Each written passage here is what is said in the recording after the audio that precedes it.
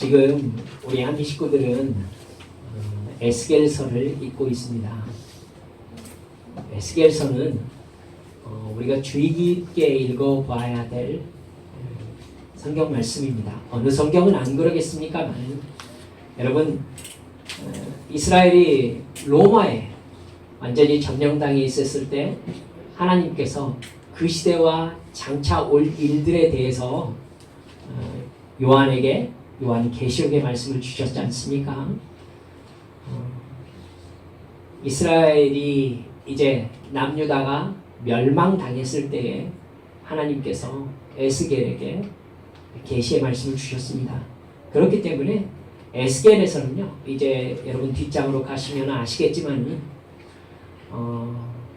이스라엘을 하나님께서 회복시키실 약속을 주시고, 그리고 회복되었을 때에 어떻게 해야 하는가라는 말씀의 신학적 위치까지도 에스겔서를 통해서 기반되어 있을 정도로 상당히 중요하게 여겨지는 말씀입니다. 여러분 잘 알듯이 이스라엘 나라의 정통성은 북이스라엘, 남유다로 봤을 때 남유다에 있었습니다. 왜 그렇습니까? 남유다에 예루살렘 성전이 있었기 때문입니다. 북이스라엘은요, 남유다와 나라가 갈린 다음에 첫 왕 여로보암 때부터 예루살렘 성전 제사를 지키지 않았습니다. 어쩌면 당연하다라고도 볼 수 있을 건데요. 성전 제사뿐만 아니라 절기도 여로보암 마음대로 정했었고요. 네, 베델과 단에 여로보암은 우상을 세워서 바알 숭배를 시작했던 왕입니다. 그래서 북이스라엘의 모든 왕은 우상 숭배에 빠진 왕들이었습니다. 결국 북이스라엘은 하나님의 징계를 받아서 아시리아에게 BC 722년에 멸망당하고 말았습니다. 남유다는 그 후로 150년 정도를 더 지속했는데요. 바벨론 왕 느부갓네살에게 결국 BC 586년에 멸망당하고 말았습니다. 역시 우상숭배와 악행이 예루살렘의 온 유다에 가득했기 때문이었다라고 여러분 역사서에 여러 번 얘기하고 계신 거 여러분이 읽으셨을 것입니다.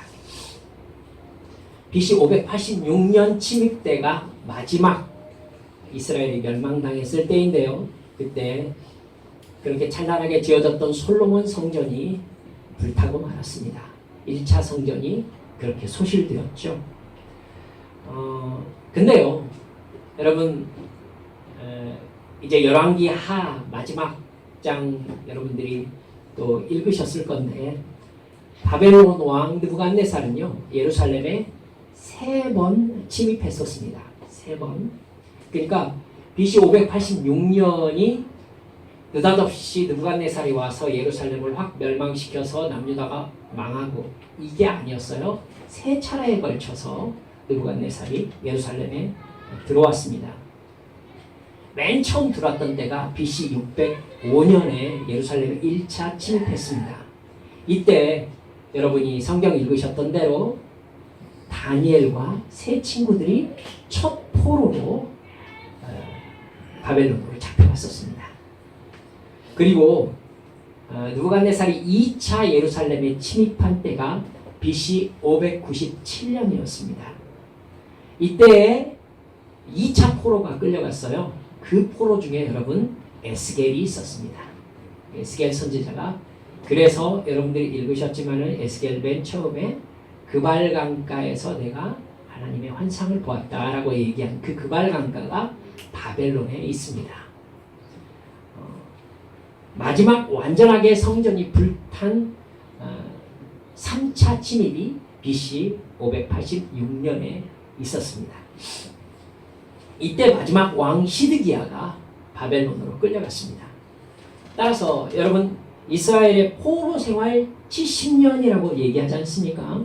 어떻게 해서 70년이 되느냐라고 묻는 분들이 계시는데 이렇게 계산합니다. 1차 침입 때인 BC 605년 그때 바벨론과 다니엘과 친구들이 이렇게 또 여타의 포로들과 함께 끌려가지 않습니까?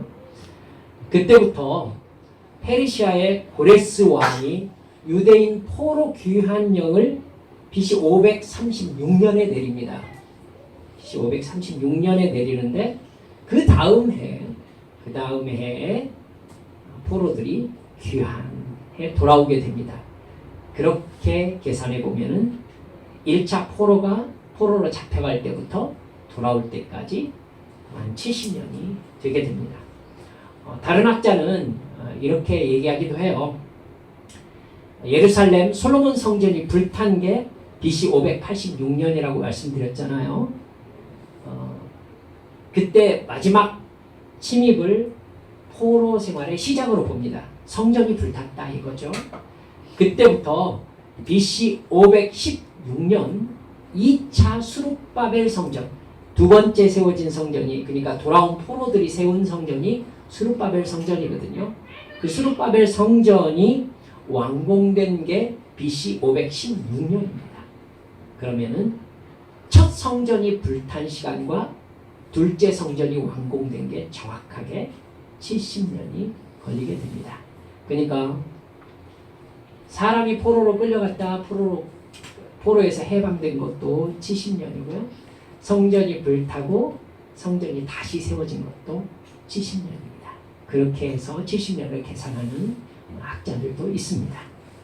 둘 다 어느 정도 틀린 이야기라고 할 수는 없습니다. 그러니까 오늘 본문의 선지자 에스겔은요, 3차 침입으로 마지막 성전이 불타기 전에 바벨론에 이미 포로로 끌려간 유대인들이 있는 상황에서 자기도 2차 포로로 바벨론에 끌려와서 하나님께 계시를 받은 것이었습니다.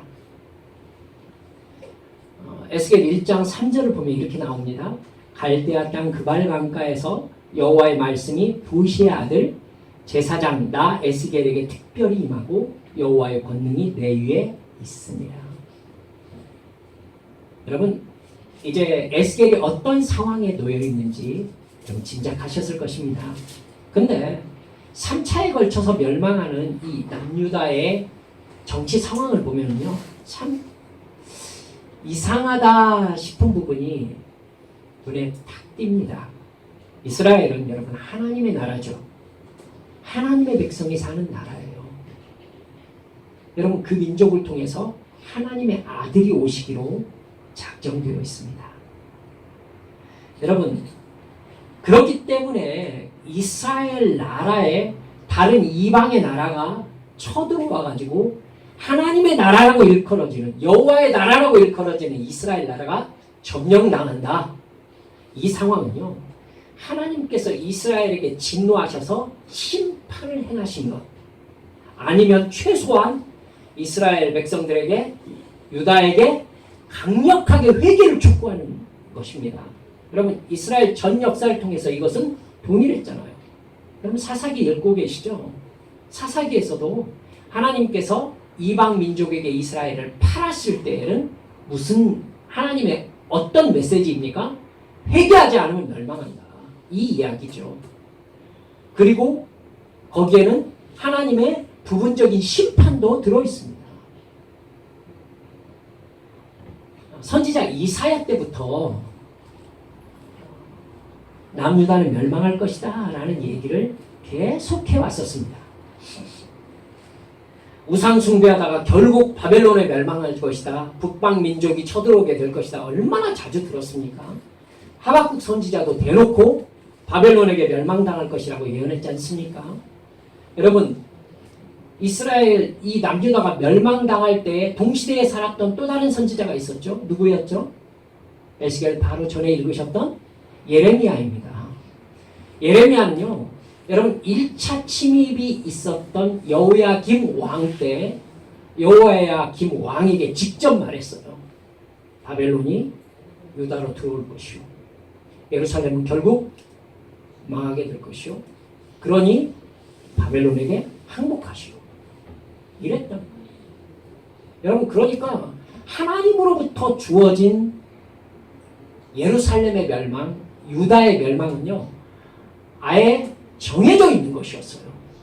이건 대놓고 얘기하면 너희들 지금이라도 돌이켜 회개하지 않으면 너희들 완전히 멸망한다라는 확실한 예고였거든요. 여러분 근데요, 결국 이 왕들 중에 여호야김 왕으로부터 해서 그 아들이 여호야긴이잖아요. 그리고 그 다음에 삼촌인 시드기야가 왕위에 오르게 되는데, 여러분 역대하 36장 6절을 보면 느부갓네살이 예루살렘에 침입해가지고 결국 여호야김 왕을 어떻게 합니까? 쇠사슬로 묶어서 바벨론으로 끌고 갔다, 이렇게 나오고 있어요. 바보 아닌가요? 바보 아니냐? 왜 회개하지 않죠? 멸망을 경고하신 하나님의 말씀대로 이루어지는 것을 보고 있는 상황이잖아요. 그렇죠? 그러면 적어도 회개하고 하나님의 뜻에 순종하려는 반성의 움직임이 있는 것이 당연한 거 아닐까요? 여러분, 우리 사업이 힘들고 우리의 건강에 어려운 일이 닥치면 그래도 우리는 하나님께 내가 무슨 죄를 지었는가 돌아보지 않습니까? 여러분, 그런 영적인 감각조차도 없는 거예요, 지금. 1차 침입 때 여호야김 왕에 대해서요, 열왕기하 23장 37절 말씀을 보면 이렇게 기록되어 있어요. 여호야김이 그의 조상들이 행한 모든 일을 따라서 여호와 보시기에 악을 행하였더라. 2차 침입 때 여호야김 왕의 아들인 여호야긴이 왕위에 있었는데, 열왕기하 24장 9절을 보면요, 여호야긴이 그의 아버지의 모든 행위를 따라서 여호와께서 보시기에 악을 행하였더라. 똑같은 거예요. 자기 아버지가 지금 어떻게 됐다고요? 쇠사슬에 묶여가지고 바벨론으로 끌려갔어요. 그리고 자기가 지금 왕이 됐다고요. 근데 아버지하고 똑같이 행하고 있는 거죠. 그럼 결과는 뭐겠어요? 아버지와 똑같은 결과를 맞이하게 되는 게 당연한 거 아닙니까? 지금 하나님께서 경고와 심판을 동시에 하고 계신다고요. 결국 느부갓네살이 2차 침입 때 여호야긴을 사로잡아갑니다. 그리고 마지막 3차 침입 때 왕이 시드기야 왕입니다. 여러분, 오랫동안 수성전을 했습니다. 그래가지고 예루살렘 문을 막고, 여러분 그 이스라엘의 성이 세워져 있는 모습에 대해서 말씀드렸죠. 산 위에 성이 세워져 있으니까 점령하기가 대단히 까다롭습니다. 여러분, 성문을 막고 버티고 있으니까 느부갓네살 왕이 어떻게 했는 줄 아세요? 성 안에서 버티는 건 죽음을 자초하는 것이죠. 그죠? 아무도 들어가고 나가는 사람들이 없는데 성 안에 사람들이 있어요. 그럼 결국 어떻게 돼요? 굶어 죽는단 말입니다. 굶어 죽어요. 예루살렘은 성 안에 밭이 있지 않아요. 경작지가 있지 않단 말입니다. 성 바깥에 있다고. 결국은 안에서 자식들을 삶아먹으면서 버텼어요. 사랑하는 여러분들, 그 정도면 시드기야 왕이 자기가 뭘 어떻게 해야 될지 알고 있지 않을까요? 도무지 학습이 되질 않아요. 학습이. 결국 마지막 3차 침입해가지고, 여러분, 시드기야가 결국 성문 열고 도망가다가 붙잡혀가지고 느부갓네살에게 끌려가서 느부갓네살이 시드기야 보는 앞에서 시드기야 아들들을 전부 다 죽입니다. 그리고 시드기야의 눈을 빼죠. 무슨 뜻인지 아시죠? 자식들이 너로 인하여 죽은 것을 너는 마지막 네 눈으로 본 것이 될 것이다. 잔인한 것입니다. 여러분, 느부갓네살이 1차 침입으로 인해서 하나님의 경고가 그대로 이루어지고 있는 상황에서도 그 뒤에 있는 유다의 왕들과 백성들은요, 예루살렘 성전 안으로 우상을 가지고 들어왔고요. 그 우상들에게 제사를 바쳤어요. 그리고 하나님을 섬기라고 촉구하는 선지자들을 죽였습니다. 이럴 수 있을까요? 이걸 깊이 기억하셔야 합니다. 당시 사람들은 하나님이 지금 무엇을 하고 계신지에 대해서 알지 못했음에 틀림이 없습니다. 알지 못할 수가 있을까요? 그럼에도 불구하고 알았다고 볼 만한 흔적이 아무데도 없죠. 알지 못한 거예요. 하나님께 형벌을 받아서 죽는 사람들은요, 자신이 왜 이렇게 비참한 상태가 되고 말았는지, 내가 왜 이렇게 비극적인 상황을 맞이했는지 몰라요. 죄에 빠져서 회개하지 않고 영적 어두움에 붙잡혀 있으면요, 눈에 보이는 증거가 있음에도 불구하고 하나님이 무슨 일을 하고 계시는지를 모릅니다. 모르다가 멸망당합니다. 이게 성경의 증거들이에요. 그럼 사사기에서 여러분들은 그걸 그대로 보고 계세요, 지금. 심지어 알려주어도 알아도 자기 잘못을 고치지 못하고 죽어요. 이걸 하나님의 예정이라고 해야 되나요? 그렇게 피해서 도망가시면 안 돼요. 사울 왕을 보세요. 사울 왕이 지금 자기가 무엇 잘못하고 있는지 알았어요, 몰랐어요? 알았어요. 알았어요. 자기가 왜 악령에게 시달리고 있는지 알았어요, 몰랐어요? 알았어요. 알았으니까 다윗을 불러가지고 수금을 타라고 하지. 그 원인이 무엇인지를 사울왕은 알고 있었어요. 근데도 회개하고 돌이키지 못합니다. 다윗이 자기를 2번 살려주었을 때에 사무엘상 24장, 26장에 똑같은 일이 반복되거든요. 근데 거기에서 모두 다 사울 왕이 하는 소리가 뭔지 아십니까? 다윗아, 내가 범죄하였도다. 내가 죄를 범하였도다. 똑같이 얘기해요. 내가 죄를 범했다. 자기가 지금 하나님 보시기에 죄를 범하고 있다는 거 알고 있어요. 알고 있다고. 그런데도 회개하고 돌이키질 못해요. 왜 이러는 거죠? 심지어 다윗에게 뭐라고 하느냐면은, 다윗아, 난 네가 왕이 될 것을 알고 있다. 2번째는 심지어 네가 반드시 승리를 얻으리라. 뭐 하는 짓이죠 이게? 누구한테 승리를 얻는데요? 자기한테 승리를 얻는다는 얘기 아니에요. 그럼 자기는 어떻게 된다는 얘기예요? 바보 아니에요? 왜 회개하지 못할까요? 하나님이 경고하시고 돌이키라고 말씀하시고 눈으로 보여주시는데 왜 고치지 못할까요? 기회를 계속 주고 계시는데. 기억합시다. 하나님 앞에 나도 같은 잘못과 같은 죄를 계속 짓고 있을 수 있습니다. 그건 무슨 증거냐면 내가 영적 어두움에 빠진 증거입니다. 어두움이 무슨 뜻입니까? 보이지 않는다는 것입니다. 눈앞에 보여주어도 안 보여요. 몰라요? 영적 어두움. 알 수가 없어요. 여러분, 하나님이 회개하라고 말씀하신 죄에서는요, 목숨 걸고 빠져나오셔야 합니다. 아멘. 생명 걸고 싸워서 그 죄에서 빠져나오셔야 돼요.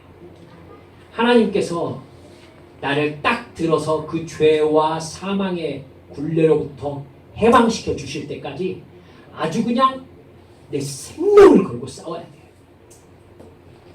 하나님께서 가만히 지켜보십니다. 네가 진짜 죄와 싸워서 나오려고 하고 있는지 내가 볼 거야 하고 손대지 않고 가만히 보세요. 가만히 보세요. 언제까지? 진짜인 것이 하나님 앞에 증명될 때까지. 그러니까 죄와 싸우고 있는 동안에 여러분 쉽겠어요? 힘들겠어요? 힘들 거예요. 힘들 거예요. 하나님께서 내 죄에 대해서 얘기하시고 거기에서 끄집어내려고 하셨을 때에는 이미 하나님께서 그 죄의 징계를 시행하시고 있는 경우가 대부분이기 때문에 그래요. 그러니까 징계를 받으면서 너무 힘든 거예요. 그 가운데에서 그 죄에서 빠져나오려고 하고 있는지를 하나님이 지켜보고 계시는 거죠. 여러분 그때 포기하면 사울왕처럼 되는 겁니다. 포기하면 어쩌겠어 여기까지 와버렸는데 가야지 하면은 사울왕은 여러분 보세요. 자기 끝이 어떤 끝인지 알고 갔어요. 그렇죠? 알고 가요. 심지어 죽기 전날 무당이 뭐라고 하느냐면 너는 오늘 죽을 것이다. 너는 내일 죽을 것이다 라고 얘기해요. 이런다니까요. 이렇게 영적으로 무지하고 그러는 게 무서워요. 기도로 깨어있지 않으면 성령 충만하지 않으면 내가 그 결과를 뻔히 다 알면서도 그 죄의 결과대로 죽습니다. 여러분 주님께서 회개시키는 죄는 아주 생명 걸고 거기에서 빠져나오셔야 됩니다. 결국 하나님께서 끄집어내세요. 그런데 하나님께서 그 죄에서 정말 빠져나오려고 하는지 반드시 확인하십니다. 대충 넘어가시는 법이 없어요. 죄에서 끄집어내시려고 당신께서 아들을 죽이셨기 때문에. 아시겠죠? 죄의 낙을 즐기려고 하면은요, 죄의 낙과 영생을 바꾸게 됩니다.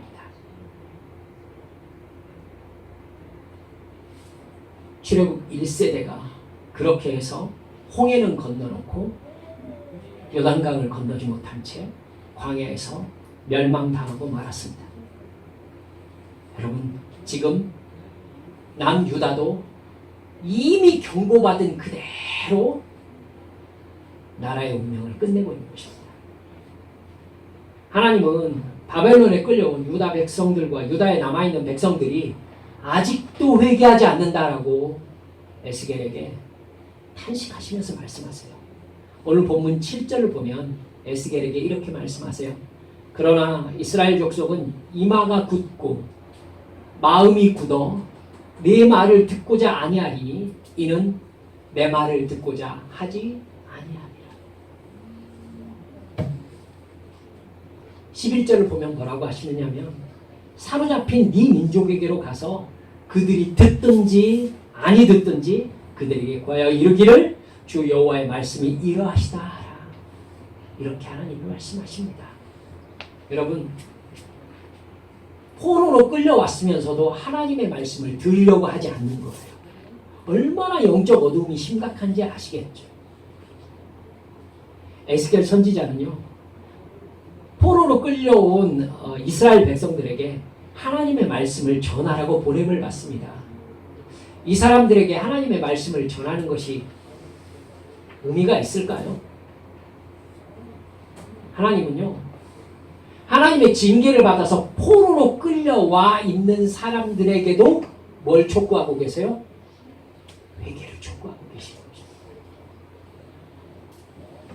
근데 하나님께서는 에스겔에게 뭐라고 하시느냐면 그러나 에스겔아 네가 말해도 그들은 듣지 않을 것이다.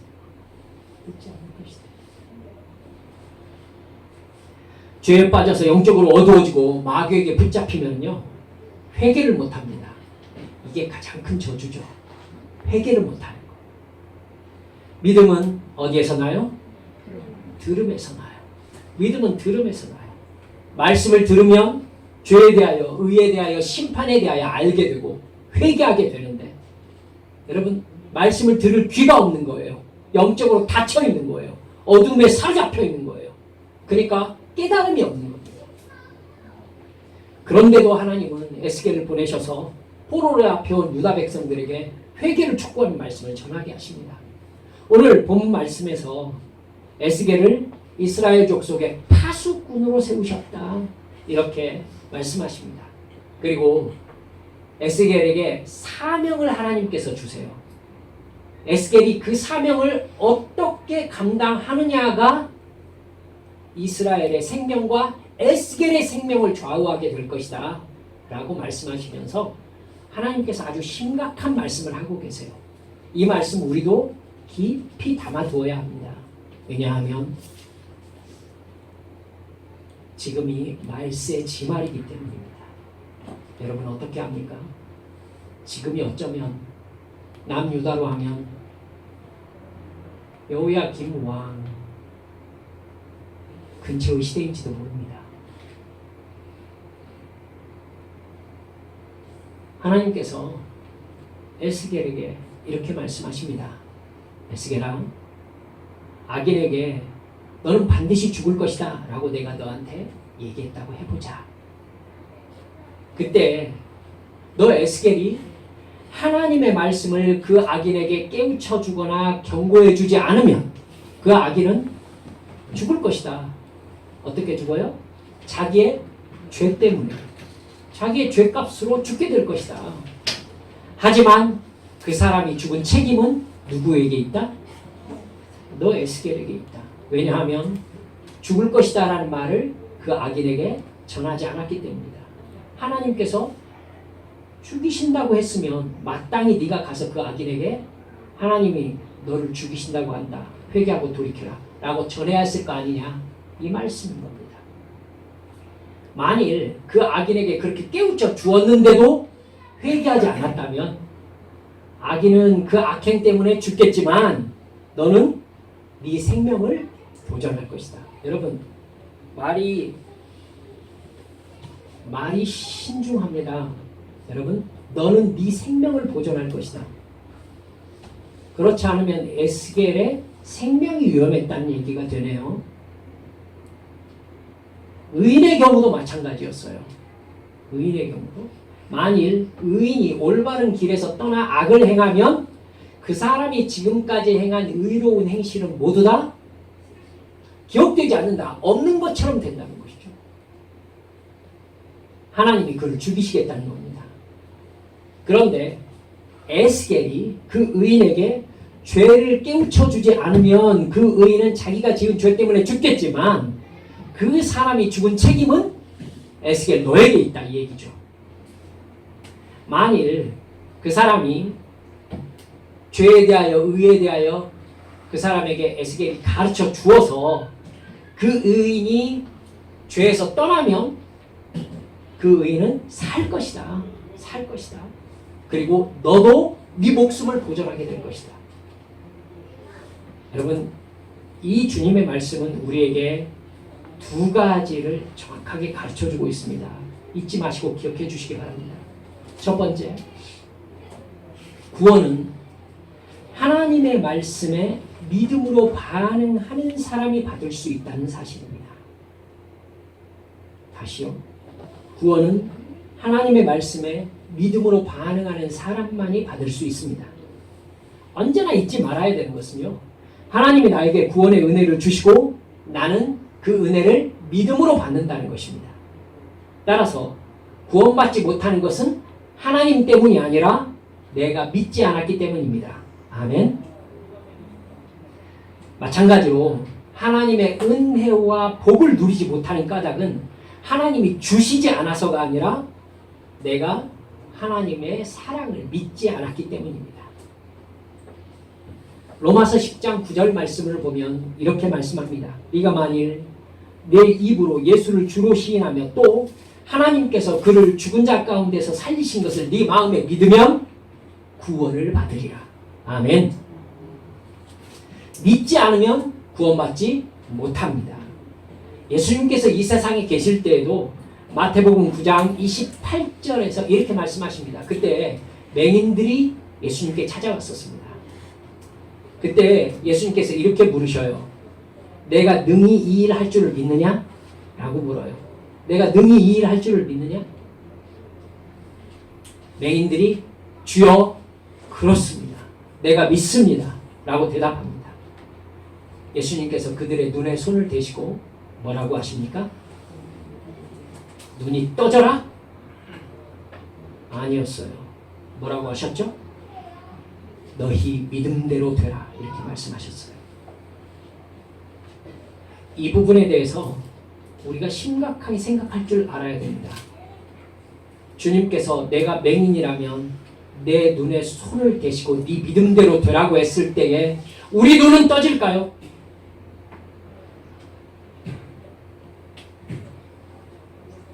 그들의 눈은 열렸습니다. 늘 문제는 믿음이 있는지의 여부에 달려 있습니다. 마가복음 9장 23절에서 예수님은 그 유명한 이런 말씀을 하시죠. 할 수 있거든요. 무슨 말이냐? 믿는 자에게는 능치 못할 일이 없느니라. 예수님의 은혜와 사랑과 복과 은혜는 오직 믿는 자에게 효력을 발생합니다. 예수님은 백부장의 믿음을 칭찬하셨고 가나안 여인이라고 표현된 수로보니게 여인의 믿음을 칭찬하셨습니다. 그들에게 믿음이 있었기 때문에 그들은 예수님의 능력과 은혜를 입었습니다. 하나님의 은혜는 반드시 믿음을 통하여 부어진다는 사실을 잊지 마시기 바랍니다. 예수님을 믿는 사람들은 예수님이 하나님의 아들이며 나의 죄를 대속하기 위해서 십자가에서 죽으셨다는 것을 믿습니다. 사흘 만에 다시 부활하셨고 예수 믿는 사람들도 다시 부활하게 될 것을 믿습니다. 그리고 자신이 영원한 천국에 들어가서 영원히 하나님과 얼굴과 얼굴을 대하여 보면서 영생을 누릴 것을 믿습니다. 이 세상에서 말씀대로 순종하며 살도록 성령께서 나와 함께 계신다는 것을 또한 믿습니다. 그 성령님이 나와 동행하시는 삶의 증거를 가지고 있습니다. 여러분에게는 성령께서 나와 함께 계시는 삶의 증거가 있으십니까? 성령님이 죄에 대하여, 의에 대하여, 심판에 대하여 신비한 영적 지식을 주고 계시는 것을 경험하셨습니다. 이 세상에서 영원한 천국을 사모하면서 내 죄의 본성과 싸우고 늘 깨어 기도하면서 주님께 예배하고 복음을 전하면서 성령 충만한 삶을 사는 것, 교회를 세우고 하나님과 이웃을 사랑하는 것이 바로 구원받은 증거입니다. 예수 믿지 않는 사람과 같을 수가 없는 거룩하고 정결한 삶, 이것이 바로 믿음의 증거인 겁니다. 하나님의 은혜에 대한 이런 믿음의 반응이 있어야 구원이 나에게 적용되기 시작한다는 것을 확실히 믿으시기를 바랍니다. 여러분, 본문 20절에서 에스겔에게 주님께서 이렇게 말씀하십니다. 만약 의인이 지금까지 걸어온 올바른 길에서 떠나서 악한 일을 할 때에는, 지금까지 걸어온 올바른 일에서 떠나서 악한 일을 할 때에는 내가 그 앞에 올무를 놓아 그 의인 역시 죽게 할 것이다. 여러분, 다시 여러분께 여쭙시다. 한번 내가 구원받은 믿음의 확신이 있는 것으로 구원은 영원히 해결될 것입니까? 고민해 보셔야 됩니다. 영적으로 자기 행동의 책임은 자기가 집니다. 하나님은 행동을 보십니다. 하나님은 이스라엘 왕들, 이스라엘 백성들에게 은혜를 베풀려고 하셨지만 그들은 믿지 않았습니다. 자기 육체의 이익과 만족을 위해서 우상을 숭배했고 고아와 과부와 가난한 자와 나그네들에게 여러분 돈과 권력으로 갑질을 했습니다. 그건 하나님의 율법을 지키지 않는 것이고 뿐만 아니라 하나님을 배신한 것이었습니다. 그래서 그 말씀에 경고하신 대로 그들은 결국 멸망하고 말았습니다. 여러분, 이스라엘 백성들이 열방 중에 흩어짐을 당할 것이라는 불순종에 대한 저주가 어디에 적혀 있습니까? 모세가 전한 율법에 적혀 있어요. 모세가 전한 율법. 그 어마어마한 세월 동안 이스라엘 백성들은 하나님의 뜻을 익숙하게 알고 있었어요. 근데 알고 있는 결과대로 멸망당합니다. 하나님이 우리의 하나님이다라는 것은요, 죄를 저지르는 행동 앞에서 아무런 효력을 발생하지 못합니다. 심지어 세례 요한은 뭐라고 얘기했습니까? 하나님께서는 이 돌들로도 아브라함의 자손을 만드실 수 있는, 속으로 우리가 아브라함의 자손이라고 얘기하지 말라. 하나님은 이 돌들로도 아브라함의 자손을 만드실 수가 있는 분이시다. 하나님은 행동을 달아보시는 분이십니다. 여러분, 우리도 마찬가지입니다. 죄에 빠져서 죄를 반복하며 결국 마귀에게 붙잡혀가지고 무엇을 잘못했는지도 모른 채 회개도 하지 못하고 멸망당하지 않도록 여러분 늘 기도로 깨어 계시길 바랍니다. 늘 기도하며 성령 충만하여 믿음을 가지고 순종의 길을 걸어가시기를 바랍니다. 그런 나를 통해서 하나님의 존재와 사랑과 능력을 세상에 드러내는 그런 멋쟁이 사역자로 일하다가 천국 가서 주님 얼굴 봐야 되지 않겠습니까? 두 번째, 여러분 오늘 본 말씀을 통해서 나에게 구원의 사명을 맡기신 사람이 있다는 것을 여러분 기억하셔야 합니다. 저는 겪어보니까 반드시 있는 것 같아요. 하나님께서 나에게 이 사람은 너 구원시켜라 라고 나에게 맡기신 사람이 있는 것 같아요. 하나님은 에스겔에게 하나님이 전하시는 경고와 심판의 말씀, 즉 죄에 대하여 의에 대하여 심판에 대하여 전하라고 하신 말씀을 전하지 않으면 그 사람은 죄의 값으로 멸망당하겠지만 그 사람의 목숨값은 전하라고 사명을 맡기신 그 사람에게 찾겠다고 말씀하고 계세요. 율법에서 여러분 생명은 무엇으로만 갚을 수 있습니까? 생명으로만 갚을 수 있습니다. 눈은 눈으로, 이는 이로, 생명은 생명으로. 주님께서 목숨값을 너에게서 찾겠다라는 얘기는 그 사람의 목숨을 네 생명으로 대신하리라 이 얘기가 되는 겁니다. 본문 19절에 보면 하나님의 경고의 말씀을 전하면 너는 네 목숨을 보존할 것이다. 이렇게 말씀하고 계십니다. 여러분 앞으로 읽으시겠지만 에스겔 33장에 이것과 똑같은 말씀이 한 번 더 반복됩니다. 거기에는요 두 개가 함께 나옵니다.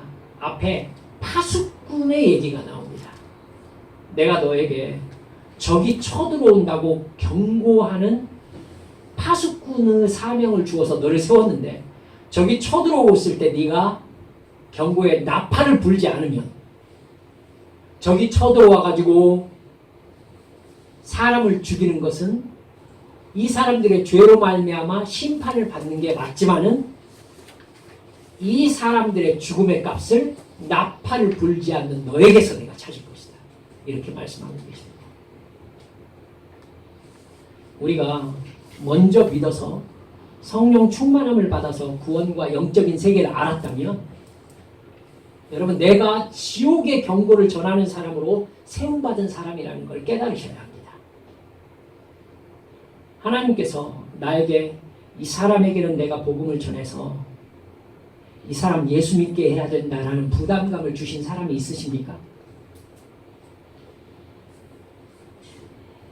나에게 맡기신 사명은 이 사람이 영원히 사느냐 영원히 죽느냐에 정말 심각한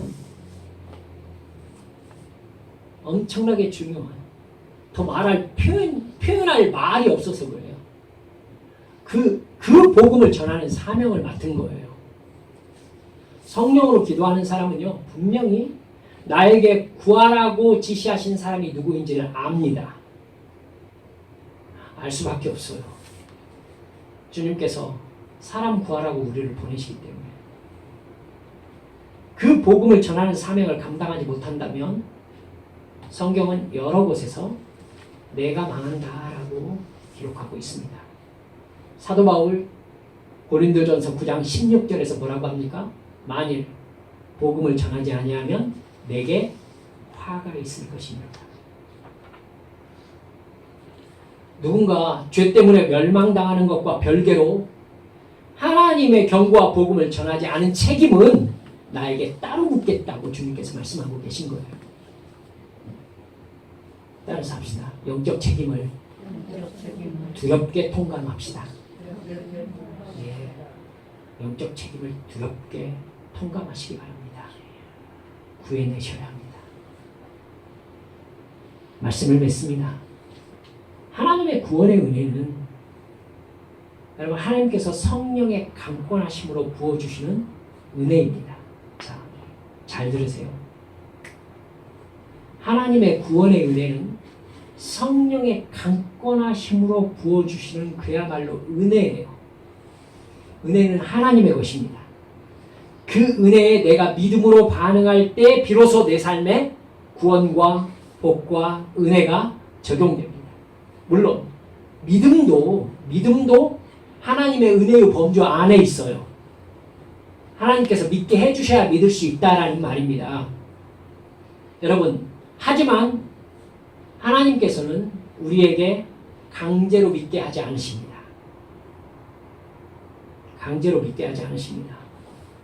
하나님께서 나에게 맨 처음 예수님께서 나를 위하여 십자가에서 죽으심으로 말미암아 내 죄를 대속하셨구나, 이 믿음을 딱 갖게 하시는 그 믿음은 주님께서 은혜로 주시는 선물이에요.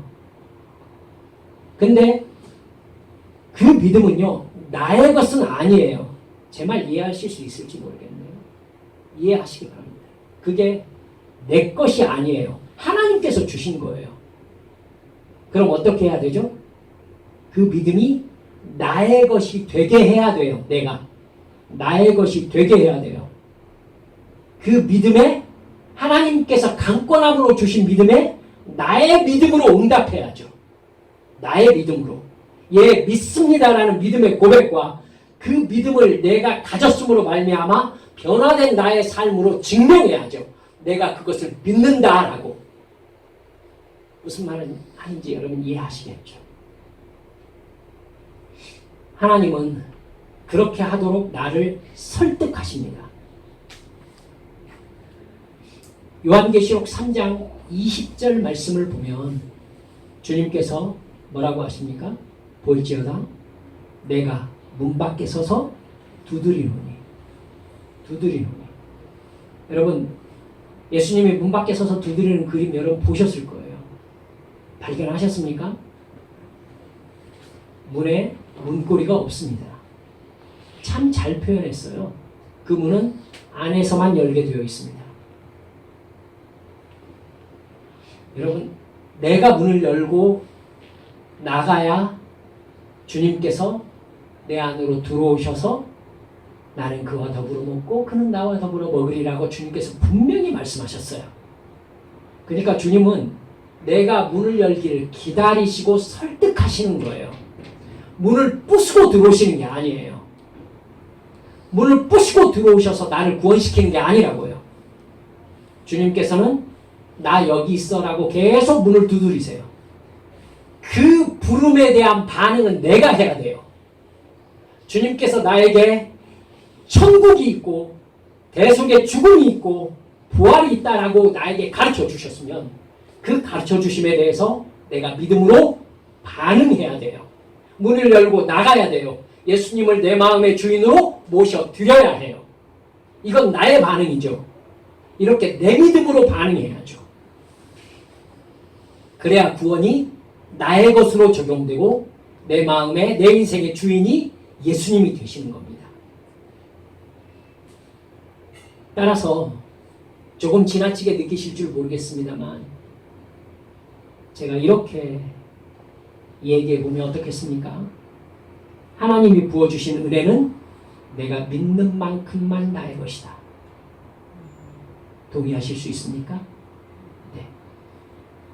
또한 내가 기도로 깨어 있어서 하나님의 말씀을 전하라고 맡겨주신 영혼들에게 에스겔에게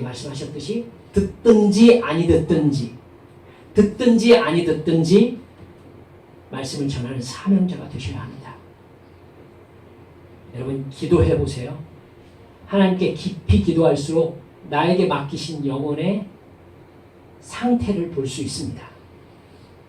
그래서 심지어 위험하게 생각하지 말아 주십시오. 경험하면 되니까요.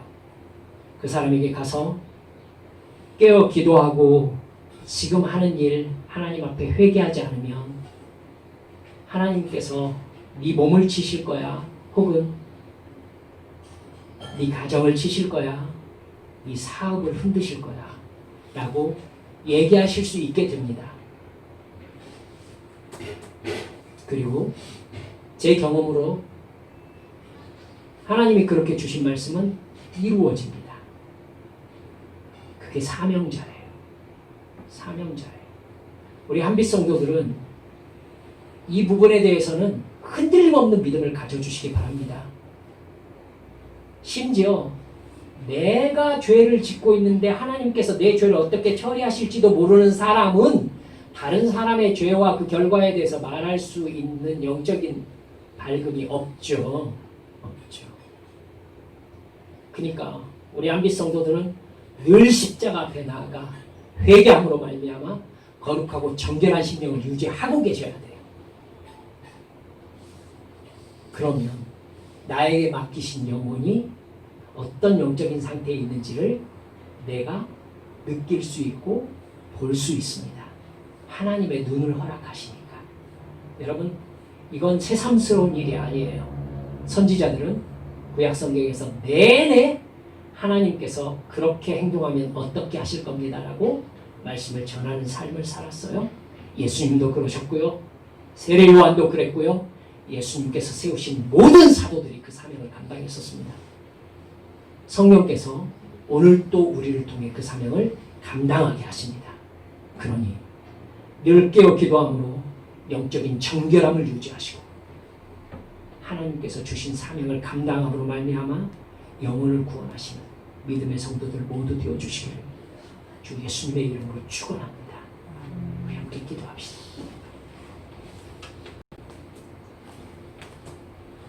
여러분 우리 내가 받은 구원을 다시 한번 돌아봅시다. 혹시 주님께서 너 이거 해야 되지 않니? 혹은 너 이거 하지 않아야 되지 않니? 라고 말씀하시는 거 혹시 계속 하고 계신가요? 계속 안 하고 계신가요? 영적 어두움의 증거일 수 있습니다. 여러분 회개하셔야 됩니다. 그리고 돌이키셔야 돼요.